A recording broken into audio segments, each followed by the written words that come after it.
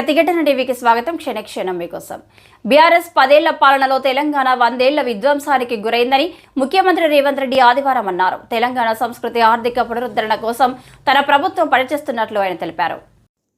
తెలంగాణ ఆవిర్భావ దినోత్సవ వేడుకలలో ప్రసంగిస్తూ దశాబ్దాలుగా కోరుతున్న తెలంగాణ రాష్ట్రాన్ని ఇచ్చిన సోనియా గాంధీ, మాజీ ప్రధాని మన్మోహన్ సింగ్కు ఆయన ధన్యవాదాలు తెలిపారు. ఈ సందర్భంగా సోనియా గాంధీ సందేశం వీడియోను ప్రదర్శించారు. 2014లో పార్లమెంటులో తెలంగాణ బిల్లు ఆమోదం పొందడంలో సోనియా గాంధీ, మాజీ స్పీకర్ మీరా కుమార్, బీజేపీ నాయకురాలు సుష్మా స్వరాజ్ కీలక పాత్ర పోషించారని ఆయన గుర్తు చేశారు. తెలంగాణ ఉన్నంత వరకు సోనియా గాంధీ గుర్తుంటారని ఆయన ఈ సందర్భంగా అన్నారు. తెలంగాణ ఆమెను ఓ అమ్మలా గౌరవిస్తుందన్నారు. తెలంగాణ